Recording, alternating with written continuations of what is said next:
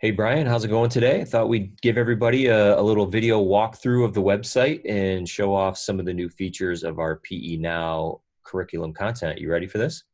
I definitely am. A lot of buzz on social media and coming to our inboxes as far as information with PE Now and people excited about it.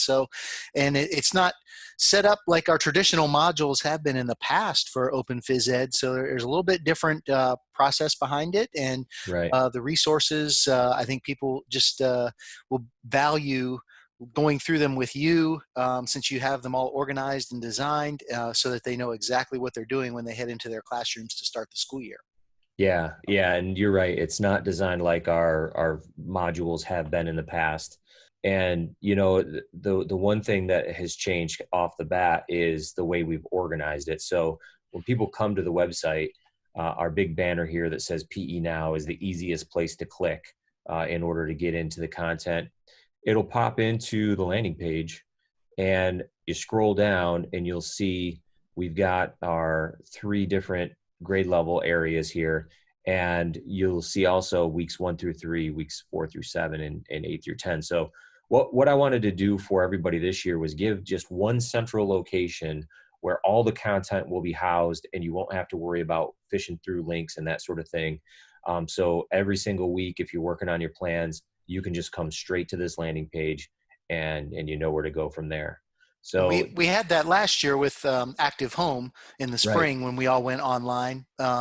We had it broken down, but I think it was because we were kind of moving on the fly, just like Yeah, teachers were teaching on the fly. It was, the organization could have been a little bit better. So this is nice how it's set up. You can just go to your particular grade level, find the weeks that you're right. on, and I'm assuming it'll follow that sequence throughout the rest of the school year. Correct?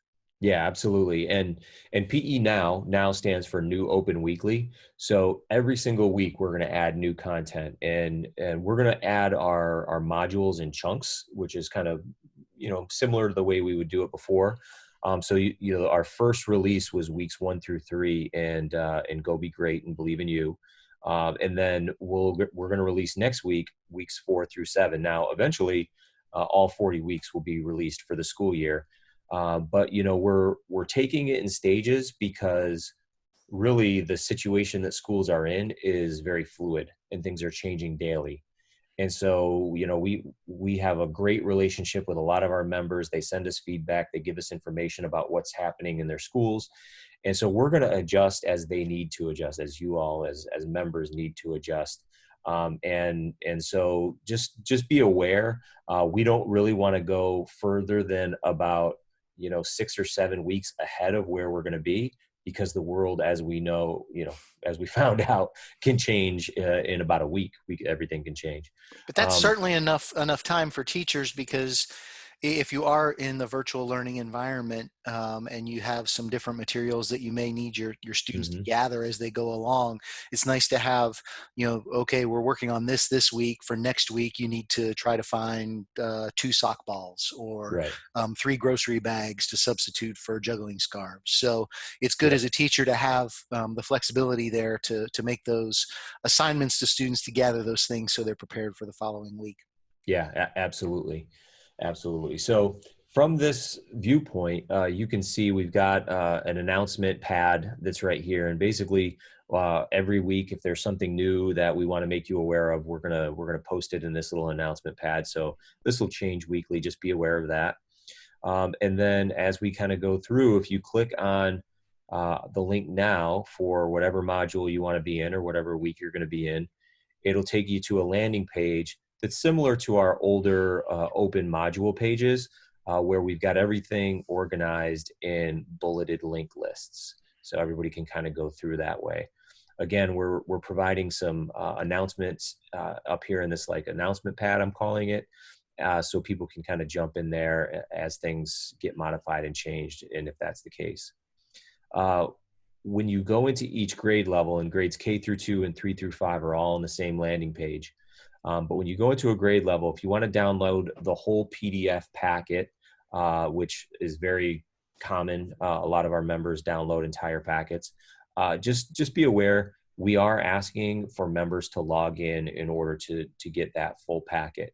However, all of the resources underneath that, so the individual documents, those are open and unlocked because we realize that some teachers are going to send families and students directly to our website to download certain documents. And we wanted to make it as easy as possible for those parents and kids to do that. So that's why we've left these unlocked. But again, we want to encourage people to register as open registered members so we can keep them informed and updated. And that these PDF packets are going to be locked for that reason. Just as a note of good teaching practice, especially online or virtually, it if you're a teacher, you should try and download those materials and get them uploaded into your school district's learning management system, if at all Mm-hmm. possible, rather Absolutely. than sending students to different websites. That way it's all housed and managed under one umbrella that they can go ahead and get to. And that's why we have the documents available in the different formats so that teachers can take those and make them so that they're usable within their different learning management systems. Yep, exactly. And that's a great point because that question comes through all the time. People will shoot us emails and say, "Hey, is it okay if I upload this to Schoology? Is it okay if I upload this to my Google Drive or whatever?" And yeah, absolutely. Really, what we don't want you to do is start a commercial website, put your branding on it, and then send it out as if it's your own. These documents are under copyright protection, but in terms of sharing with your students, it's totally okay for you to share documents on whatever learning management system your school district is using. So that's a great point, Brian. I'm glad you brought that up. So as we go through, I'm just going to kind of click through from the top to the bottom to show everybody how each module is put together and works.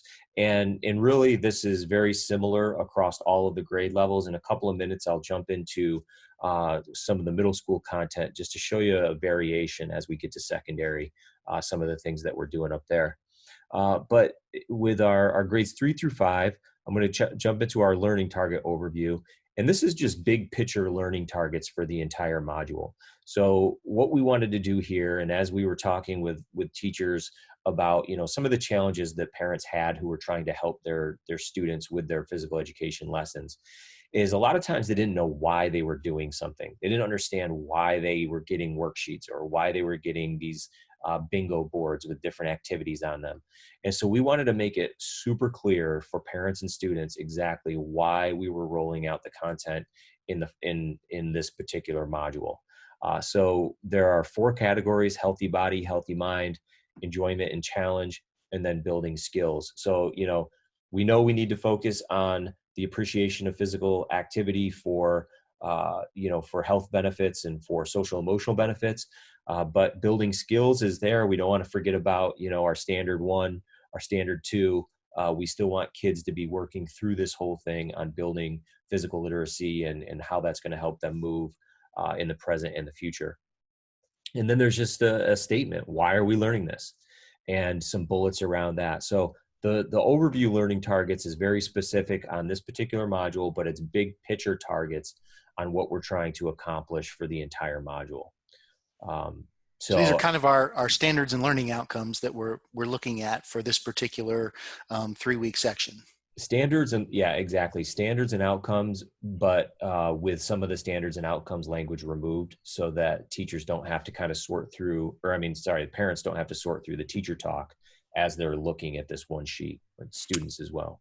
And that's important because with the virtual component, if students are at home in your particular district, we learned last spring that a lot of times the parents facilitate a lot of the Hmm. learning that's going on. But I do think the plain language will also help because a lot of parents are back to work now. Right. And there may be some situations where students are at home on their own. Granted, you wouldn't have your 5-year-old kindergartner at home by themselves doing online learning, but they Right. may have a 14 or 15-year-old brother or sister that is at home that is having to facilitate. And if it's in Right. pretty plain language, they're able to decipher it and communicate that to the younger sibling. Yeah, I mean, unfortunately, what we're seeing too is in some districts and some states, physical educators are being utilized as classroom teachers in order to keep class size down, or maybe they're being utilized in a different way. And so classroom teachers are now responsible for the physical activity and physical education that's going to take place with their kids. And so, again, this plain language is going to be helpful for those folks as well. All right, so I'm going to click on the next one. Basically, we just checked out our learning targets and overview. And now, again, to kind of keep everybody informed at home, we have a student and family checklist. So if you click on this PDF, it's a little explanation of the module and how it all works and where it comes from. And then as you go through the 3 weeks of the Go Be Great module, it has a checklist of the things that parents need to be looking out for so they know that their students are on track. Right? So the very first thing is, hey, you need to attend physical education, have fun, stay healthy and safe. But you also have to work on completing your weekly physical activity log. So just that alone, just having this little checklist is going to prompt many parents to say to their student, hey, where's your physical activity log? We need to make sure you're doing that thing. And then as we get into week 2, the other thing that we have is to complete an indoor activity map. So I'll show that in a couple of minutes, but it's an assignment that's kind of above and beyond the routine. So the routine is established. They have to go to physical education class. They have to fill out their log. But you'll see in week 3, they need to print the choice board and hang it somewhere where they can see it. And it's okay if they don't print the choice board. In case they don't have a printer at home, they can draw their own poster version. But in some way, they need to get that choice board in their bedroom or where they can see it to be physically active. So these charts are really designed to keep parents on track with what's going on. Now, I know in my son's district here in New York and a lot of districts in the Northeast, what's happening is kids are going to school 2 days a week, and then they're going to be doing learning from home 3 days a week. So maybe this checklist is given to students on the day that they're in school, and they can take it home to parents and kind of keep them on track for the 3 days that they're not in school. So we just wanted to try to, create a system so that everybody was on the same page when they were supposed to be.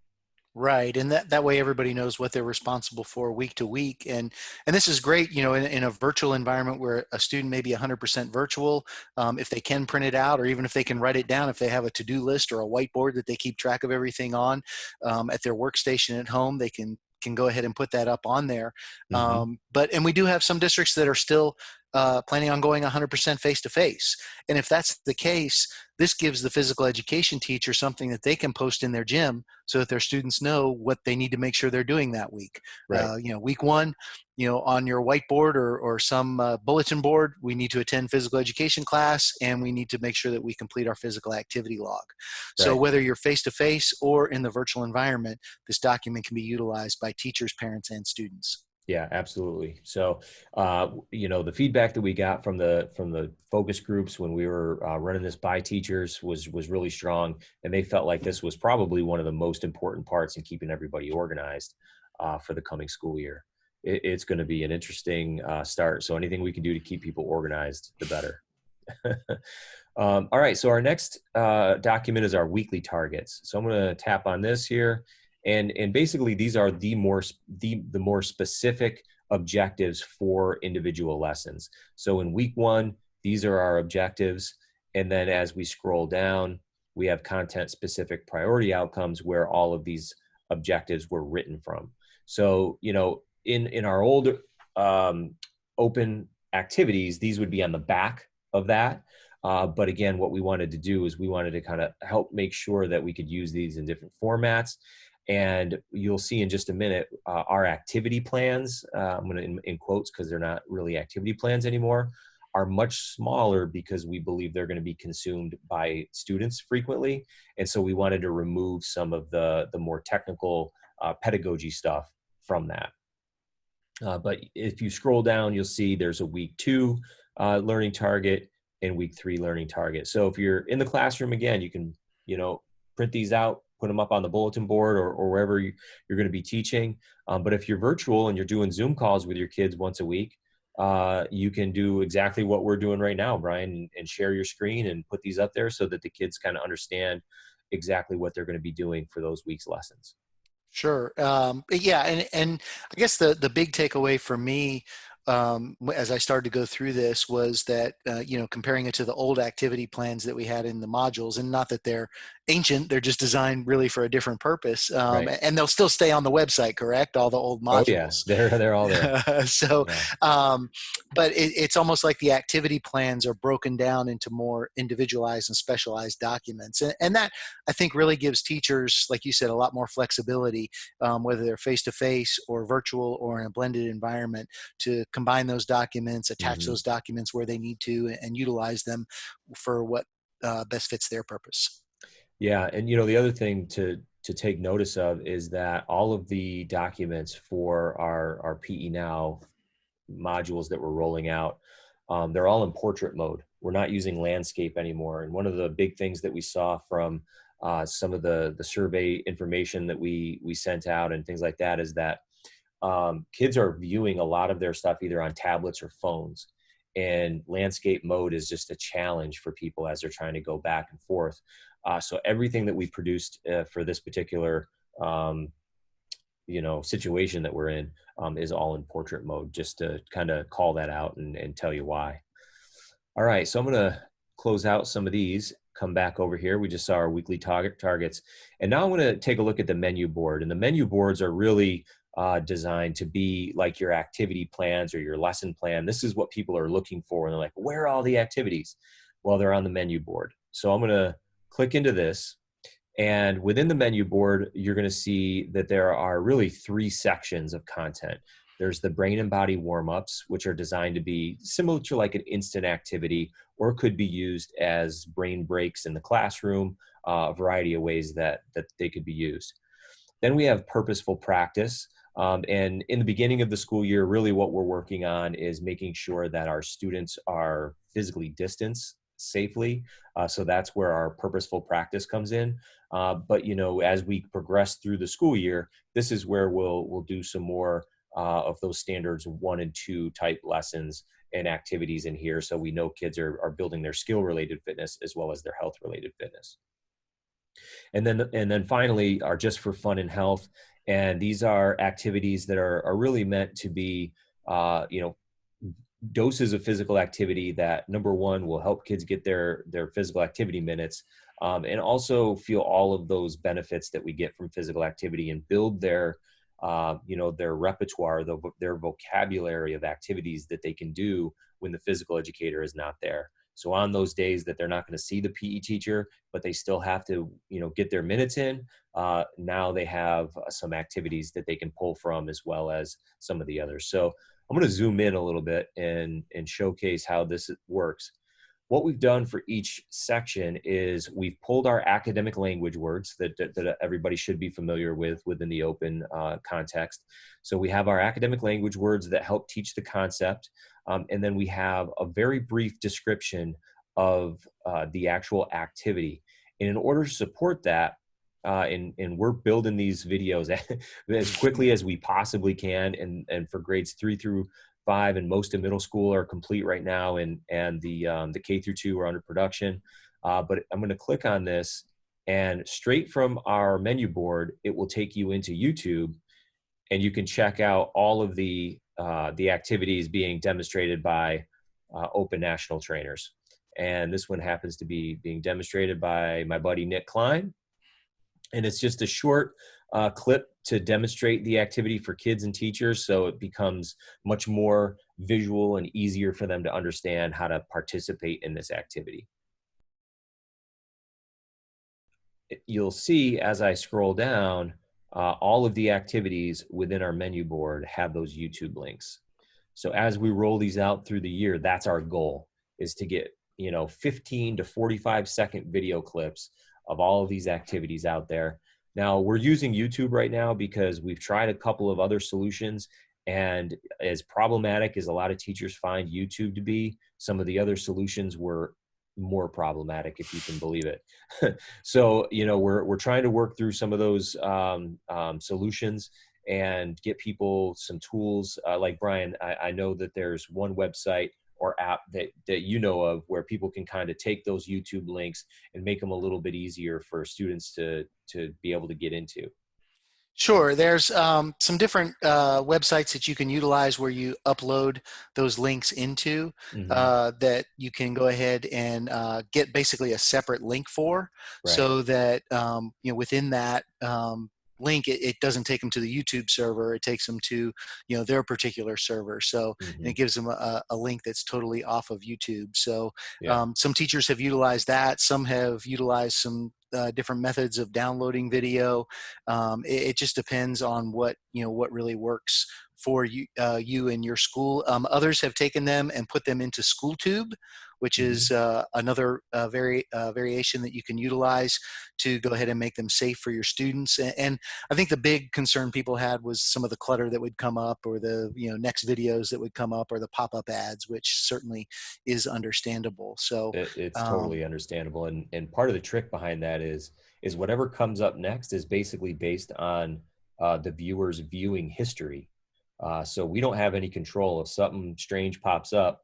It's most likely based on the cookies that are set inside that device.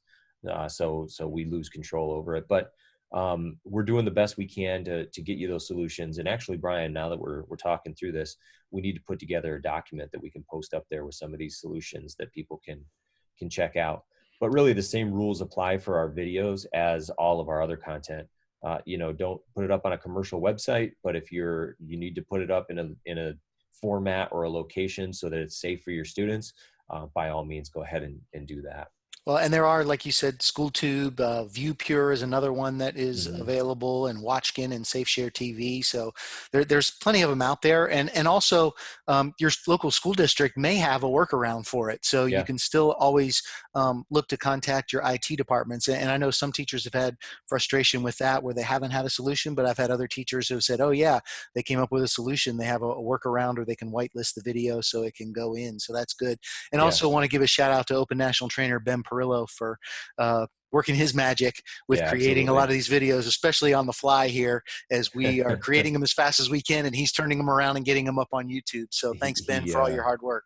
he's infinitely patient with me, at least via text. He is. He might be under his breath saying a few things, but I appreciate everything he does for sure.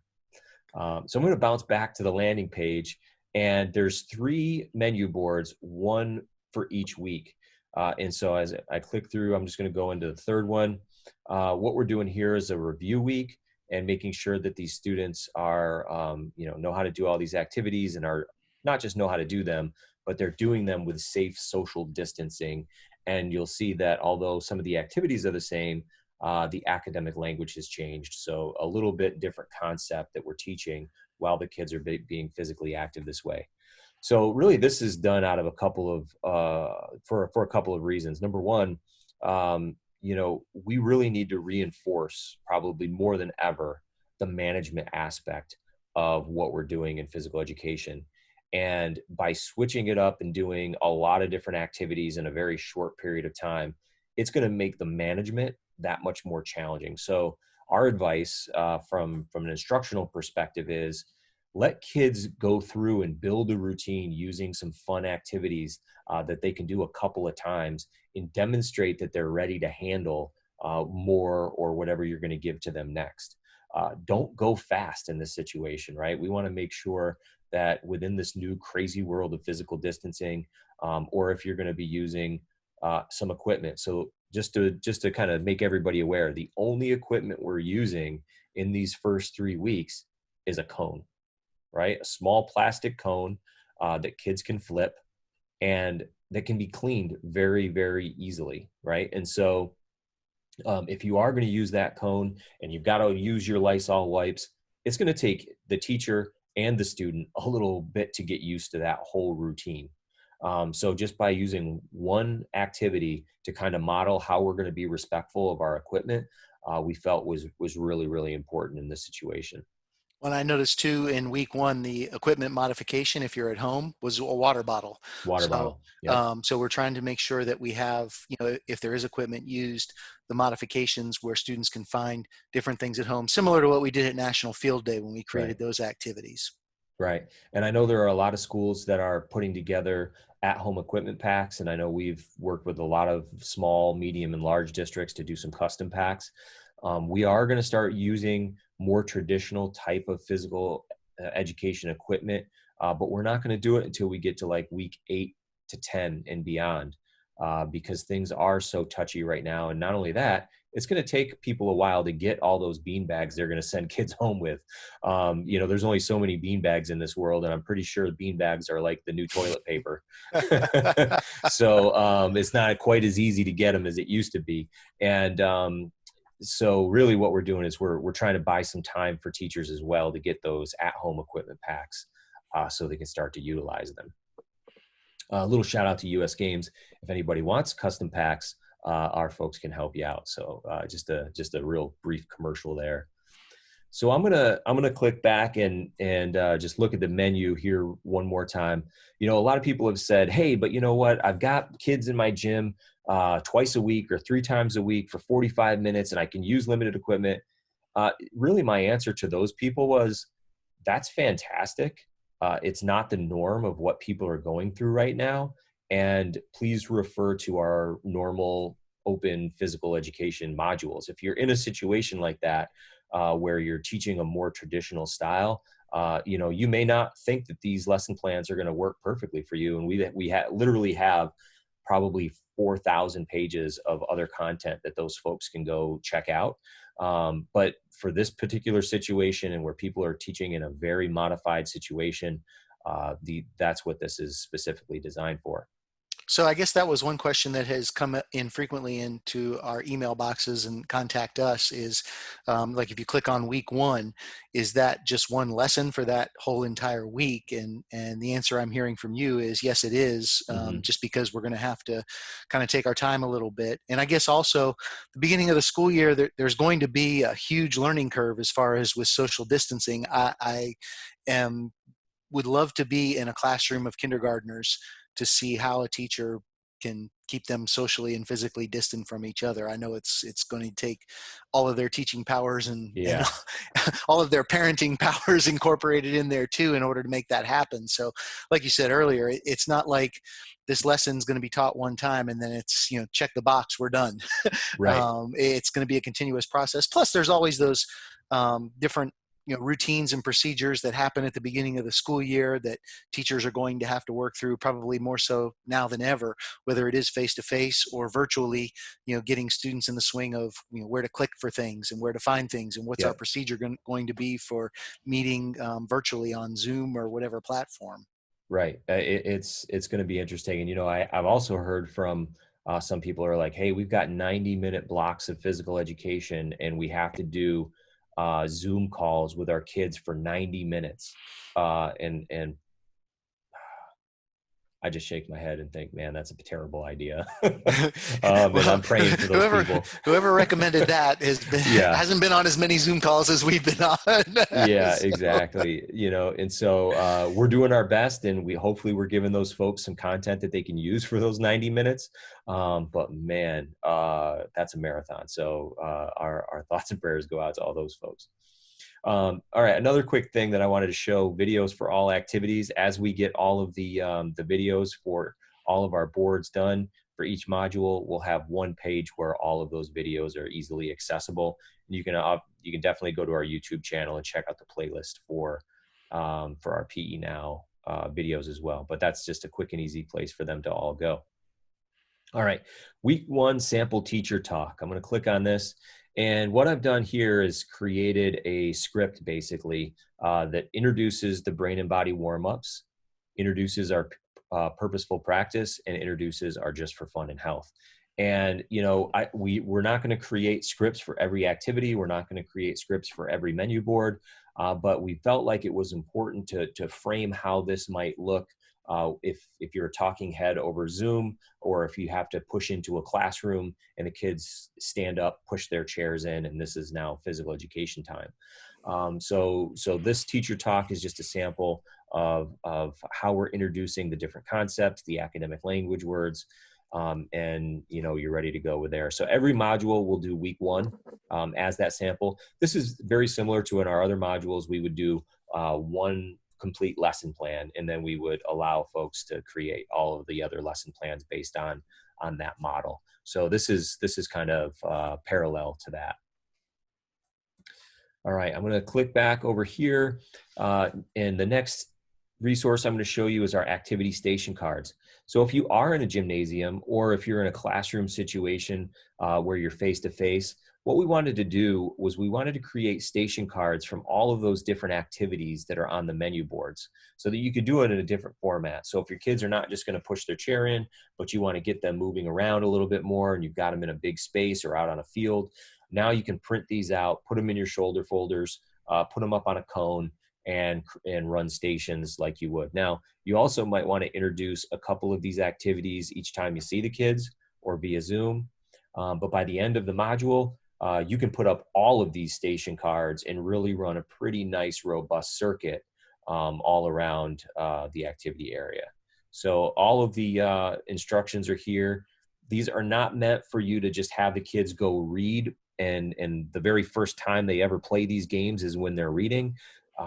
That's not how they're designed. They're designed as reminders because you've already given them the instruction. You've demonstrated how the game works. And now when they go to the station card, they read these things and say, oh yeah, this is how this activity works. I remember when Mr. DeVore showed us and I'm ready to go. So all of these, every single activity on the menu board are all laid out in a station card format for folks to work with stations. You know, as we were talking to people and trying to figure out, man, how are you going to keep kids 12 feet apart, right? Because that's the recommendation, not just 6 feet, but 6 feet of your space plus 6 feet of another student's space. How are you going to keep people 12 feet apart doing these activities, playing games, getting them the correct amount of moderate to vigorous physical activity, learning concepts, boom, boom, boom. And stations is probably going to be like a go-to. I mean, it was before this hit, but I think stations are probably going to be used quite frequently for in-person physical education this year. Well, and hopefully, you know, if teachers are allowed to utilize their gym space, they will have less students per Right. class to utilize a little bit more space and spread students out more. Yep. Yep. That's a great point. So those are the activity station cards. Our yes, no questions go with one of our activities, yes, no body language. So again, if there's something where we say, hey, you need a bunch of questions for this game, we give you the questions. Over here, we say, hey, you need alphabet animal cards for one of the games that we do. So boom, we give you those alphabet animal cards. So just like we do with all of our open stuff, we make sure you have the resources you need within the module. Module choice boards. So this is what the students were going to print out in week 3 of our schedule that we looked at earlier. And this is designed for those students to be able to now have a choice board. So if they're at home and they have to do physical activity in their bedroom or wherever they are, they can look at this choice board and go for it. Now, if you have this up on your school tool or your Google Doc and they're accessing this as a PDF, if they click on one of these squares, boom, up comes the video, and then they can watch the demonstration of that as well. So that's how the choice boards works. Now, as we go through the school year, the goal is to help build a library of choice boards for that student so that in week, let's say week 10, if we're still doing some sort of at-home physical education instruction and the kids are working on getting their 60 minutes of physical activity daily, now they're going to have, you know, 3 or 4 choice boards that they can pull from. And this is going to give them a big library of activities to kind of say, hey, I'm bored. I don't know what to do for physical activity today. You know, parents everywhere that are paying attention to their physical education experience can say, hey, what about all those choice boards you have hanging there or on the fridge or wherever? And families can use these themselves. Classroom teachers, this is a great resource to give classroom teachers as brain breaks. So they can be utilized in a variety of different ways. All right, I'm going to click back here. And now we've got our discussion in our journal prompts. Oh, no, I skipped one, our PE vocabulary cards. I'm going to click on this first.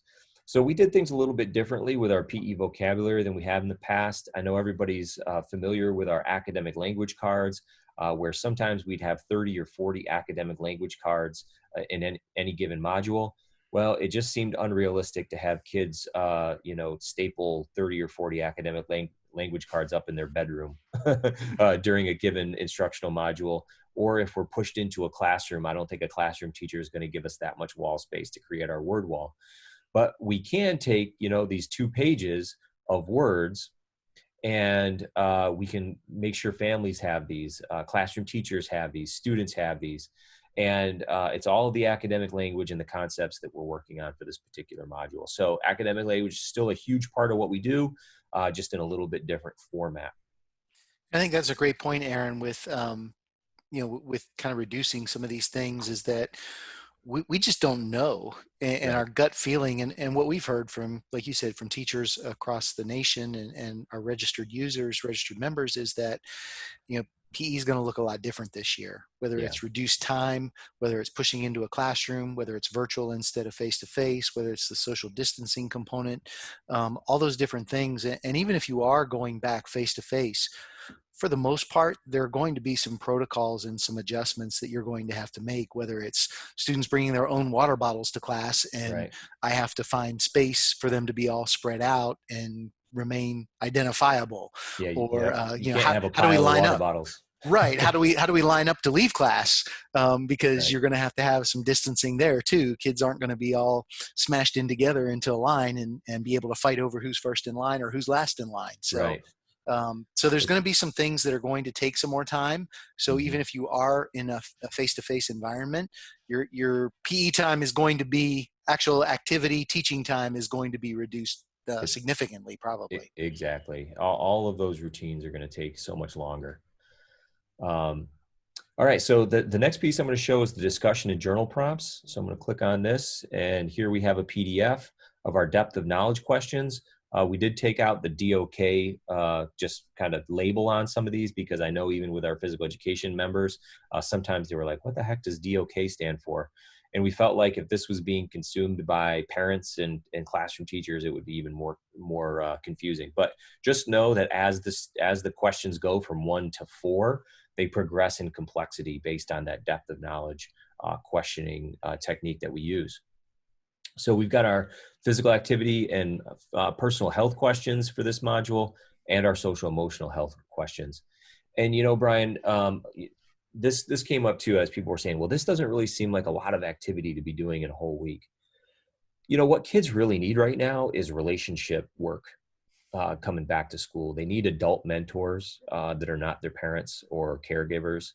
They need some time to hear other kids' voices and hear what other kids have been thinking and going through. Take time. I'm gonna say this over and over again as I talk with people this year. Take time to do these discussions with your kids. If it's Zoom, take some time. And you know what? Not all the kids are going to participate.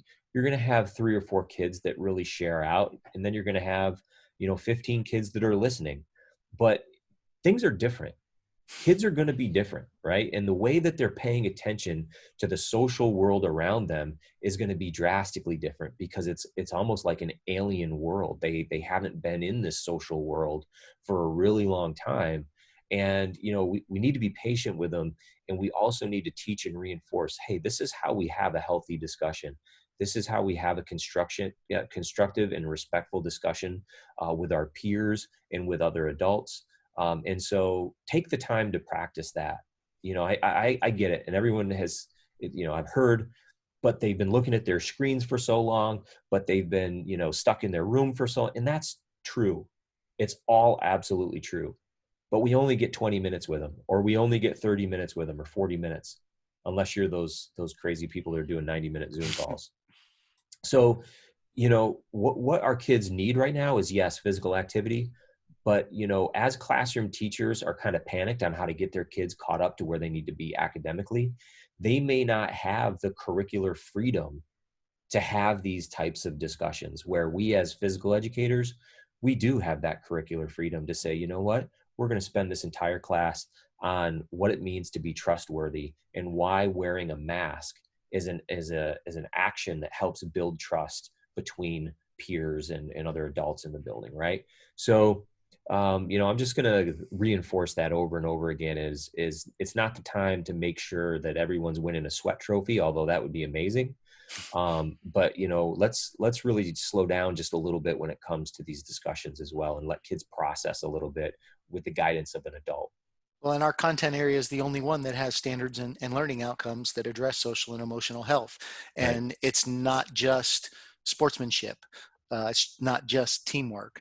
There are Yep. other components to social and emotional health that are involved there. So, and those are kind of the easy fallbacks when we're in a regular physical education. A year ago, that's an easy fallback. Right. Now it's not so easy with the situation with students being isolated from their peers, isolated from other adults, all the other societal issues that occurred over the summer that they've watched on TV or heard their parents, friends, relatives discuss, and maybe overheard and don't quite understand, or have feelings that maybe that differ from those people. Yeah. So there does need to be some of that social and emotional for sure, that is embedded within our classes. And you make a great point about some of those discussions. And if a teacher is truly in an 100% virtual environment, it doesn't necessarily mean they need to be on a Zoom with 30 kids and they throw it open for 30 kids to start to talk about. You can have the latitude to do some smaller discussion groups, perhaps, where you pull in 5 to 10 students instead of the whole group of 30, and then you can really have somewhat of a discussion. Hmm. And it all depends on your kids too, like you said. Some students may not really want to share, and Right. you have to build that trust, and that's another part of that trauma informed teaching, where you Right. build that student teacher trust and that student to student trust. So if anybody hasn't taken that SEL course on our teachable platform in the Open Teacher Learning School, highly recommend that SEL course, because that does tie in some of those components to help you learn a little bit more as you head into the school year. Absolutely. And trust is the foundation of trauma informed instruction. And so that's why we address it right from the get-go. So, as you're responding and helping kids with these discussions, we just need to be patient and realize that, hey, they are really kind of trying to navigate an alien world right now, and it's our job as adults to kind of help them navigate that. So those are the discussion questions. Now we're going to get into just a few of the assessments. We've got thumbs assessments. So, a lot of folks use this type of assessment previously before the COVID situation. But now, it's pretty easy to give a thumbs up or a sideways thumb or a thumbs down, even via Zoom. And so this type of assessment is just, I think, going to be invaluable as we kind of go through and just letting kids check in, right? And kind of see and scan how everything is going. So what we wanted to do is we wanted to give some questions where the kids could give a thumbs up or a neutral or a thumbs down. And we wanted to do it from a perspective of the content and the concepts that we were teaching. So that's what these questions are able to do. And you can see that there's actually a page for each week with a little bit different flavor on the questions and concepts. And not that the discussion prompts couldn't be used as part of an assessment as well. So Right. if you wanted to discuss those, say if there are 4 of them, and you wanted to discuss number 1 and number 2 to make sure everyone understood Hmm. some of the basic facts, and then give them number 3 and number 4 as kind of a check-in, because they have to process a little bit more, analyze, synthesize, Hmm. create things, then especially at the older grade levels, you could give those as part of an assessment where students are able to write and express themselves, and Hmm. utilize that to do an assessment piece. Yep. Absolutely. Absolutely. We've got our weekly activity logs as well, and we went over those in one of our professional developments, our online professional developments as well. But really, what this does is it helps kids track their physical activity minutes daily, allows parents to kind of engage and make sure that that's happening. Gives everybody a little bit of a fun meter so that PE teachers can kind of check in and everybody can check in on how much fun the kids are having, because we do want kids to enjoy themselves in physical education and physical activity. And then we have these little check-in chats, which came from the mind of Jim DeLine. And how can we help kids check in? And again, if they don't feel like writing, they can draw, they can do a selfie video. There's lots of different ways, via Flipgrid or whatever. There's lots of different ways that kids can do that. And so there's one for each week of the module, and there will be one of these for each week of all of the modules to come. So these will be a staple of assessment for our physical activity, data collection, I guess, is in quotes. I'm not sure we're going to add up all of our minutes, but at least gives us an idea of where students are in that regard. And then the other thing too, for this particular one, we did an activity space map, and I'm going to click on this. You know, because kids are going to be physically active and required to be physically active at home, we wanted to do a little bit of an assessment of what their space is going to look like. So we know they're thinking about it. Hopefully their parents or their caregiver is thinking about it. And kids will just go and draw a little map around their bedroom or their living room or wherever that physical activity space is. And then they can submit it to their teacher, you know, whether it's through your learning management, or maybe they hold it up on a Zoom call, however it is that they turn this into you. But the whole point is to make sure everybody's thinking, yeah, we do need to create a safe physical activity space for our student at home. We need to make sure they have a safe place to be physically active every single day. It's a part of their development. It's a part of their academic learning. And so that's what this particular assessment is designed for. Yes, for the student, but also for the adults in the student life, who are really kind of the ones that can control whether or not they have a safe place to be physically active.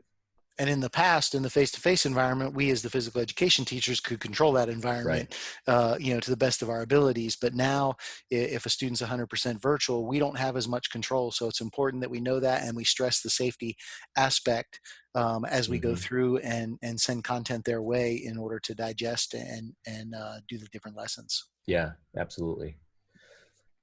So then that takes us to the final document, which is our universal design chart. And I'm going to click on this. And thanks to Tracy Charlo, Open National Trainer and Adapted Physical Educator Extraordinaire, for really helping me think through, and Tanya Moore and Nicole Wilder and a lot of the Open National Trainers really kind of helped me wrap my head around what universal design will look like in this environment. And, you know, these are some of the adaptations and suggestions that we can do, or that we're giving PE teachers. But just know there are a ton of universal design for learning things built into the way we designed this. So as just a quick example, the choice boards, making sure students have choices of what they want to be able to do for their own physical activity time. That's universal design for learning. Leaving blank spaces so that maybe we don't have a choice that they like, they can put their own choice into those blank spaces. Making sure that the goals, the why of the unit is very clear and concise so that the students see it from the very beginning. That's universal design instruction. So we do have a lot of things built in, and then we also have these suggestions for folks out there. And then a quick reminder, you know, if and I know a lot of teachers know this, but it's always good to be reminded. If you have a student with special needs who is, you know, really having a hard time getting the services that they need, or you don't understand how to help, you know, go to the IEP team. You know, go to their IEP documents, take a look, talk with parents. It's really important that we continue to have those lines of communication open, so that we're making sure that all of our students have the best opportunity to be physically active and to learn all of the same concepts in physical education as the other students, to the best of their ability. So This document's great to share with parents also as the physical absolutely. education teacher. If you know Yep. you have a student that has some special needs, this is a great thing, especially because the parents sometimes are going to be the first point of contact. So when their student starts to get frustrated when trying something, you've given them at least some things that perhaps can assist. And I do echo your sentiments, Aaron, about reaching out to IEP teams and Hmm. the special ed departments. If you're a PE coordinator, health and physical education coordinator at the district level, reach out to the special education department and say, hey, our content's a little different. Can you give us some guidelines, some assistance, some help on how we can best deliver this to make sure that our students are served Hmm. and they can do the content to the best of their abilities. Right. One more thing that I will offer to teachers that they also need to consider if they're 100% virtual is, I know when we're face to face and these students come in, we're primarily concerned with these different components because it's so performance and activity based, and we sometimes overlook some of the reading, writing, processing components that are in that Hmm. IEP. If you're 100% virtual, you have to concern yourself with those components as well. Right. It's no longer, oh, well, it's PE, it's hands-on, I don't need to worry about that. It's, oh, if I post content in my class and my student can't read it or can't process it, then that's still on me to make sure that I provide something or some way for them to process it. So it may be another call or meeting with an IEP team or with the special ed department to make sure that you're providing everything you can for the student. Yeah, absolutely. Absolutely. So all really good reminders. And that's a comprehensive look at our packets and how these are built and designed. And, developmentally, as you get into secondary, we're doing things just a little bit differently to appeal to older grades, and maybe they have to do a little bit more on the cognitive side with some of these concepts that we're teaching. But the reality of the situation is it's all going to be organized very, very similarly. That's it. That's a walkthrough. All right, outstanding. Well, Yeah. I know that we've kind of staggered the start here with the content. We wanted to make sure that everything was created well and kind of up to our open standards we have created over the years as far as being able to provide great content for teachers, whether it was in the old traditional module format that we utilized, whether it was National Field Day, which was put together by our team in gosh, probably about a month to a month and a half tops. But we wanted to make sure that all this was done and done well. And we realized that some teachers have started or are about to start, and we're working our way through this as quickly as we can. But we want to make sure that we give you good materials and good content that you can utilize in all the different formats and will be valuable to you and your students. Yeah. And, just a couple of quick things too. Is if you go back to the open homepage, just know that the active home page that we used last year, if you had resources that you really liked from that, we're not taking it down. All these links will continue to be active. So, don't worry that if there was something you really liked from the old stuff, then that you can't have access to it. You definitely can. And here's the other thing to think about too, is we've created the format and the content in a specific way, but make it your own. If this isn't going to fit the needs of your students, but you can just take, an activity here, an assessment there, a concept here, a worksheet there, do that and make it your own. There's absolutely nothing wrong. And actually, I would say it's everything right because you're the expert for how your kids need to be taught. So don't feel like we're prescribing this as a specific, methodology that everyone must adhere to. These are resources for you to be able to make your own. So I just wanted to kind of make sure I said that and left that out for everybody to take a look at. And also take a look at all of the resources that we've provided across all of the open platform. There are tons of activities that can be modified and used in physically distanced environments. So I hope everybody Aaron, just take a look. earlier we said that the National Field Day resources would be coming down the end of August. Is that still accurate? Actually, no, because they've been so popular. People are still downloading them like crazy. So we're going to leave them up. And you Okay. can see National Field Days here. Open Summer Camp, same thing. Open Summer Camp is here. Believe in You, you can jump over there and check out Believe in You content, which we haven't even touched on that. We don't have time for today. But in another screencast, I'm sure we will. So all of the content that folks have downloaded from us in the past and have kind of relied on, we're not taking anything down. So that's good news for a lot of folks when I let them know. All right, everybody. Well, thanks a lot for joining us. We hope you enjoyed this screencast. And as always, you can go to the About Us menu and fill out the Contact Us form. And Brian and I get those emails, and one of us will be back to you, probably Brian, because he does a great job of following up with those pretty quickly. So thanks for everything, and good luck out there. Everybody stay healthy. Thank you, everyone.